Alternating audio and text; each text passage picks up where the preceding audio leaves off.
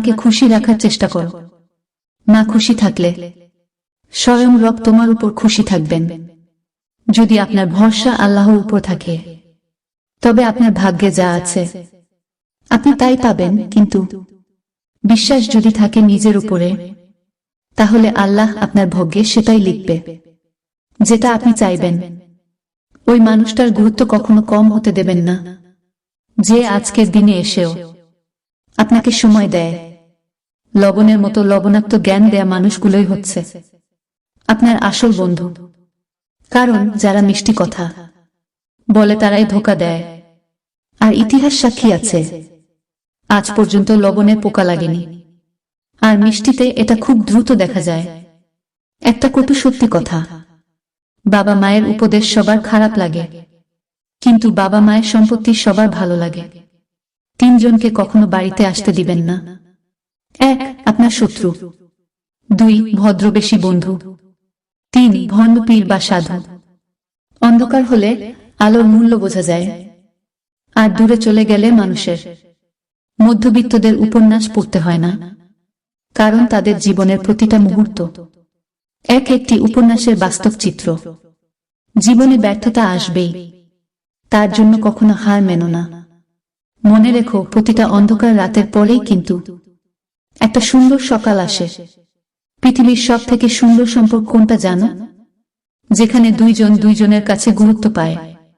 সম্পর্ককে টেনে নিয়ে যেতে হয় না, সম্পর্কে টান থাকতে হয়। ভাগ্য যদি আমাদের মিলায়, দুনিয়ার কোনো শক্তি নেই আটকানোর। মানুষ কোনো জিনিসের মূল্য তখন বুঝতে পারে যখন সেটা সে হারিয়ে ফেলে। উপরে ওঠার জন্য শক্তি দরকার, সেটা মাউন্ট এভারেস্টই হোক বা আপনার পেশায় যেটা খুব সহজেই পাওয়া যায়, সেটা হলো কষ্ট। যেটা খুব কষ্ট করে পেতে হয়, সেটা হলো সম্মান। যেটা মন থেকে পাওয়া যায়, সেটা হলো ভালোবাসা। আর যেটা ভাগ্য করে পাওয়া যায়, সেটাই হচ্ছে বন্ধুত্ব। তুমি যখন ভালো কিছু করবে, তখন ওরা তোমাকে দেখে প্রথম হাসবে, তারপর তোমাকে দেখে হিংসা করবে, এরপর তোমাকে বাধা দেবে, তারপর তুমি সফল হবে। জীবনে যদি অনেক আগে যেতে চাও, তাহলে নিজের কান বন্ধ করে রাখো। কারণ জীবনে চলার পথে অনেক মানুষের অনেক কথা তোমার মনোবল ভেঙে দিতে পারে। একটি মেয়ে তার বাবাকে একটি সুন্দর প্রশ্ন করল, বাবা, আমাদের উঠানে যে গাছটা আছে, সেটা পাশের বাগানে লাগানো যায় না? বাবা, মা, ওটা 4 বছর পুরনো গাছ, নতুন মাটিতে মানিয়ে নিতে পারবে না। মেয়ে চোখে জল নিয়ে বলল, তোমার আঙিনায় ও তো একটা চারা গাছ আছে, এখন 2 বছর পুরনো হয়ে গেছে, সে কিভাবে নতুন জায়গায় মানিয়ে নিয়ে বাঁচবে? বাবা কিছুক্ষণ ভেবে বলল, এই শক্তি পৃথিবীতে একমাত্র মেয়েদেরই আছে। তাই তো তারা কল্পবৃক্ষের সমান, যে নিজে নতুন জায়গায় মানিয়ে সারা জীবন অন্যের জন্য বাঁচে। অভিমান ভালো, কিন্তু অতিরিক্ত নয়। ছোট ছোট অভিমানগুলো সম্পর্ককে সুন্দর করে, আর দীর্ঘমেয়াদী অভিমানগুলো অশান্তি হয়েই রয়ে যায়। নিজেকে কবরে রেখে দুনিয়াকে কল্পনা করে দেখুন, কেউ থেমে নেই আপনার জন্য। তাদের থেকে দূরে থাকো, যারা তোমাকে ছোট করে, যারা তোমাকে মিথ্যা বলে, যারা তোমাকে ব্যবহার করে, যারা তোমাকে অসম্মান করে। হয়তো সবার কাছে ভালো হতে পারিনি, তবে এতটুকু বলতে পারি, কখনো কারো খারাপ চাইনি। স্বপ্ন দেখাটা অনেকটা আনন্দের হলেও স্বপ্ন ভাঙাটা অনেকটা যন্ত্রণাদায়ক। কঠিন এক যুগ। মিথ্যাটাই আজকের দিনে সবাই বিশ্বাস করে, আর সত্যিটা বললে সবাই প্রমাণ খুঁজে। ভদ্রতা সবার কাছে আশা করবেন না, কারণ সবাই এই দামি জিনিসটার মালিক হয় না। সিঙ্গেল থাকার সুবিধা: 1. মিথ্যা নাটক করতে হয় না। 2. কাউকে হারানোর ভয় করতে হয় না। 3. কষ্ট পেতে হয় না। 4. রাতে শান্তিতে ঘুমানো যায়। সুখ নেই কথাটি বললে ভুল হবে, সুখ ঠিকই আছে, কিন্তু সবার ভাগ্যে সেটা নেই। একটা কাক টিয়াকে জিজ্ঞেস করল, তুমি খাঁচায় কেন? টিয়া দুঃখ ভরা মন নিয়ে বলল, আমি কথা বলতে পারি তাই। কিছু মানুষের স্বভাব কোনোদিন পাল্টাবে না।